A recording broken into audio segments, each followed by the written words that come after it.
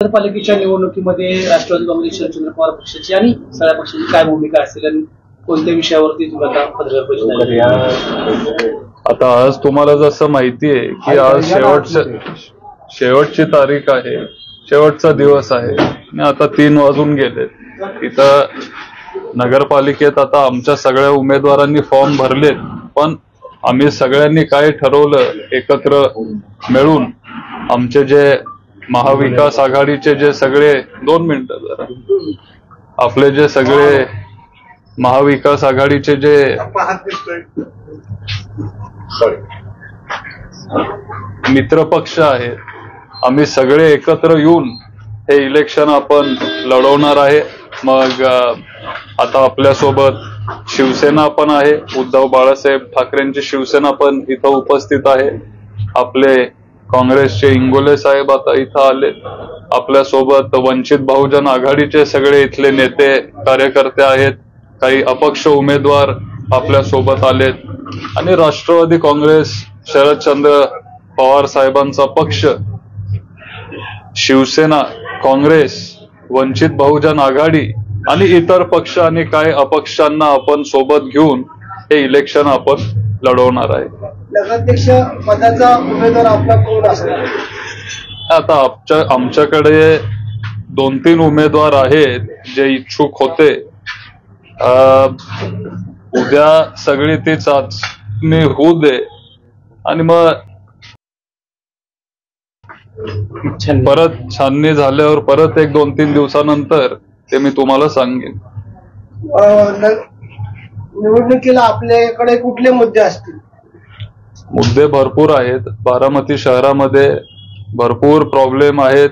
खूप काही गोष्टींवर आपल्याला काम करायची गरज आहे आणि जसं आपलं इलेक्शनचा प्रचार सुरू होईल तसे आम्ही तुमच्या समोर हे सगळे मुद्दे मांडू. पण एक गोष्ट मला तुम्हाला सांगायची आहे आणि तुमच्या माध्यमातून सगळ्या बारामतीकरांना पण मला सांगायची आहे की आमचे सगळे उमेदवार, सगळ्या पक्षाचे, हे सामान्य घरातले सगळे उमेदवार आहेत. कोणच असं मोठं कॉन्ट्रॅक्टर नाहीये, कोण असं मोठं बिल्डर नाहीये. जे काय त्यांच्या खिशात आहे त्याच्यातून ते समाजाला मदत करत आलेत. एक सेवक म्हणून ते बारामतीकरांची काम करत आलेत. नेहमी ते लोकांसाठी तिथं उपलब्ध असतात. ते लोकांमध्ये असलेले हे सगळे उमेदवार आहेत.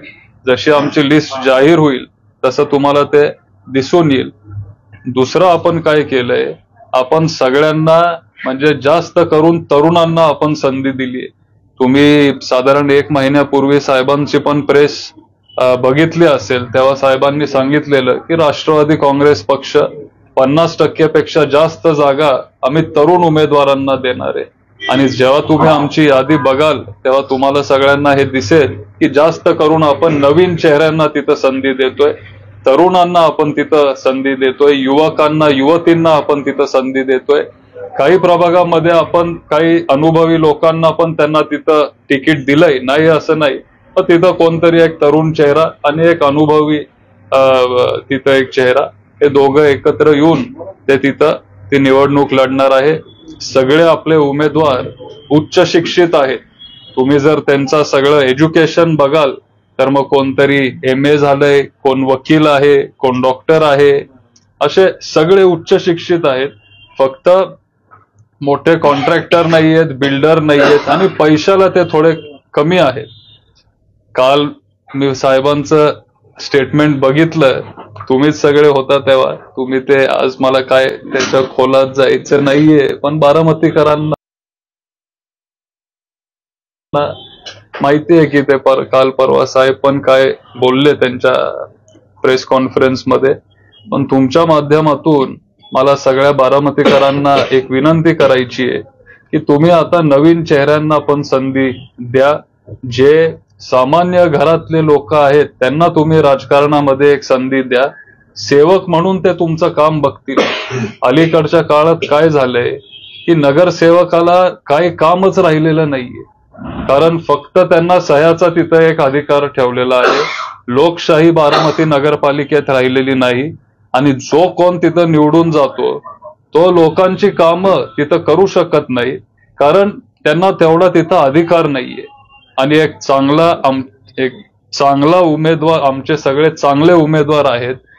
तुम्ही एक नवीन चेहऱ्याला संधी देऊन बघा, तरुणांना संधी देऊन बघा. त्यांना तुम्ही तिथं काउन्सिल हॉलमध्ये पाठवा. ते नेहमी तुमच्या दारात असतील. तुम्ही त्यांच्यापर्यंत जाऊ शकता. तुमचे जे काय अडचणी असतील, जे काही कामं असतील, किरकोळ कामं असतात लोकांची, कोणाची काय स्ट्रीट लाईट तुटली असेल, कोणाचं काय रस्त्याचं काय अडचण असेल, काय गटारीचं काय प्रॉब्लेम असेल, ट्रॅफिकची अडचण असेल, आमचे जे सगळे नगरसेवक जे निवडून येतील हे सतत तुमच्यामध्ये असतील, लोकांमध्ये असतील. तुम्ही हक्काने त्यांच्याकडे जाऊ शकता. जर काय काम झालं नसेल किंवा होत नसेल तर मग तुम्ही हक्काने तिथं जाऊन त्यांना विचारू शकता. पण जे आत्ताचे जे सगळे नगरसेवक आहेत हे सगळी मोठी लोक आहेत, पैसेवाली आहेत, सगळे शेठ लोक आहेत. त्यांच्यापर्यंत सामान्य माणूस तिथं जाऊ पण शकत नाही. आणि ही सिस्टीम कुठंतरी आपण बदलली पाहिजे. सामान्य लोकांना आपण संधी दिली पाहिजे. लोकशाही आपण तिथं जिवंत ठेवली पाहिजे. आणि त्याच्यामुळं समोरच्या उमेदवारांनी काही केलं, किती काही त्यांनी प्रचार केला, तरी तुम्ही बारामतीचं भविष्य सामान्य माणूस डोळ्यासमोर ठेवून एक सेवक म्हणून जो तुमच्या घरात येणारे, काम करणारे, हा सगळा विचार करून तुम्ही त्यांना एक संधी द्यावी, नवीन चेहऱ्यांना एक संधी द्यावी. तुमच्या माध्यमातून हीच मी विनंती सगळ्या बारामतीकरांना करीन. 50 वर्षापासून चालत आलेली परंपरा, आता तर उपमुख्यमंत्री पद आहे त्यांच्याकडे, अर्थ खातं त्यांच्याकडे आहे. मग एका बाजूला असं सर्व सत्ता असताना आता बारामतीकर तर लक्ष्मी दर्शन झाल्याशिवाय बाहेर पडत नाही. कसा सामना आपण करणार? नाही, बारामतीकर लक्ष्मी दर्शन झाल्याशिवाय बाहेर पडत नव्हते. पण 50 वर्षामध्ये खूप आता बदललंय. बारामतीकर पण आता हुशार झालेत. बारामतीमध्ये सगळे आता वेल एज्युकेटेड झालेत. आणि त्याच्यामुळं 100% मला विश्वास आहे की ह्या इलेक्शनला ते लक्ष्मी दर्शन घेणार नाही, सरस्वती दर्शन. आणि जे महत्वाचे मुद्दे आहेत, काय कोणतरी तिथं येईल, 1000 रुपये देईल, 1500 रुपये देईल, 2000 रुपये देईल, काही रेट ते काढू शकतात. मला त्याबद्दल काही माहिती नाहीये. आमच्या पक्षाने कधी केलं नाहीये. पण बारामतीकरांनी सगळ्यांनी हे लक्षात ठेवलं पाहिजे की शेवटी आपल्या भविष्याचा प्रश्न आहे.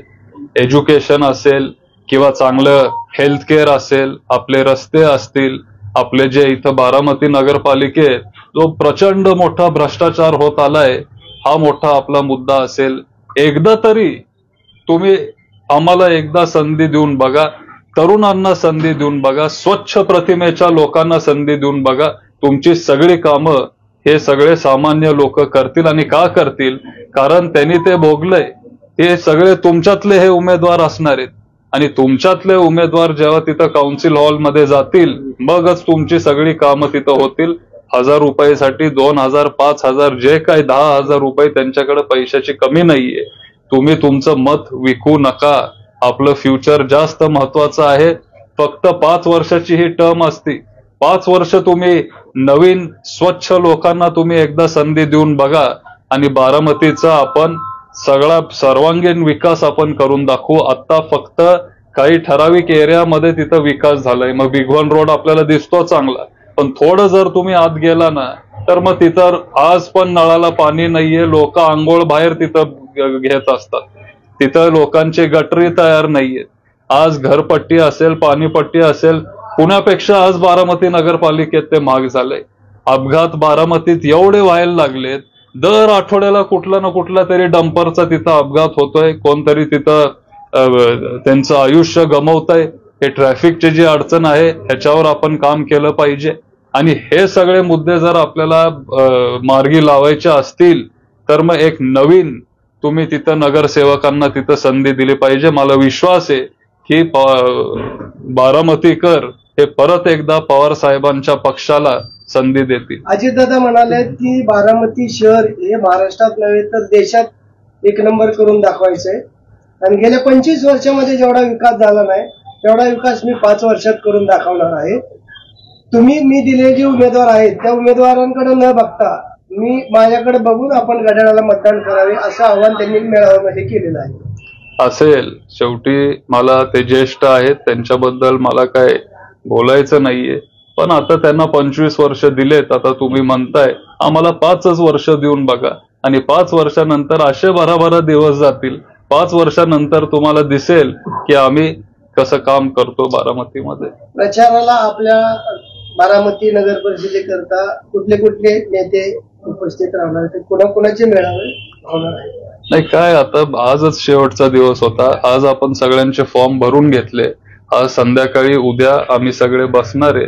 आमचे सगळे इथं ज्येष्ठ नेते आहेत, शिवसेनेचे आहेत, वंचित, काँग्रेस सगळेच इथं आहेत. आमचे राष्ट्रवादी काँग्रेसचे सगळे ज्येष्ठ नेते आहेत. त्यांचं मार्गदर्शन आम्ही घेणार आहे, आणि जे काय ते आम्हाला सांगतील त्या पद्धतीने आम्ही काय काय इथं प्रचारकांना बोलवू, आणि ते पण इथं प्रचार करतील. विविध पक्षांना आपण सामावून घेऊन हा पॅनल तयार केलेला आहे. पक्षाच्या चिन्हावर ही निवडणूक लढवणार आहे का त्या पक्षाच्या चिन्हावर आपण एबी फॉर्म देणार आहात? नाही, त्या पक्षाच्या चिन्हावर आपण महाविकास आघाडी म्हणून कसं लढतो त्या पद्धतीने. तुम्ही आता सांगितलं की महाविकास आघाडी म्हणून आम्ही लढतो, सीट शेअर कसं असणार आहे, कशा पद्धतीने ते म्युच्युअल अंडरस्टँडिंग मध्ये आमचं ठरेल. ते आम्ही सीट शेअरिंग आता तसं केलंय. काय म्हणतो, लायन्स शेअर किंवा सिंहाचा जो वाटा आहे तो साहजिक पवार साहेबांच्या पक्षाला असणार आहे. शेवटी बारामती पवार साहेबांचं हे गाव असल्यामुळं आपली तिथं जास्त ताकद आहे, आणि सगळ्यांनी ते म्हणजे समजून घेतलंय, आणि त्यांनी स्वीकारलेलं आहे, त्यांनी सहमती दिली आहे, आणि सगळ्यांचं एवढं चांगलं अंडरस्टँडिंग झालंय की सगळे हे एकत्र आलेत. आणि काँग्रेस पण काही सीट लढवतीये, वंचित, शिवसेना हे सगळे काही अपक्ष उमेदवार आहेत, असे सगळे मिळून आम्ही ते इलेक्शन लढवणार आहे. ज्येष्ठ नेत्यांच्या घरी नगराध्यक्ष पद सीट दिलेलं आहे, मग ते ज्येष्ठ नेते आपला प्रचार करायला उपस्थित राहणार आहेत का? कोण ज्येष्ठ नेते? तुमच्या लोकसभेला होते, विधानसभेला कोण? माझे नगराध्यक्ष होते. नाही, खूप ज्येष्ठ नेते. तुम्ही नाव सांगा, मग मी सांगतो.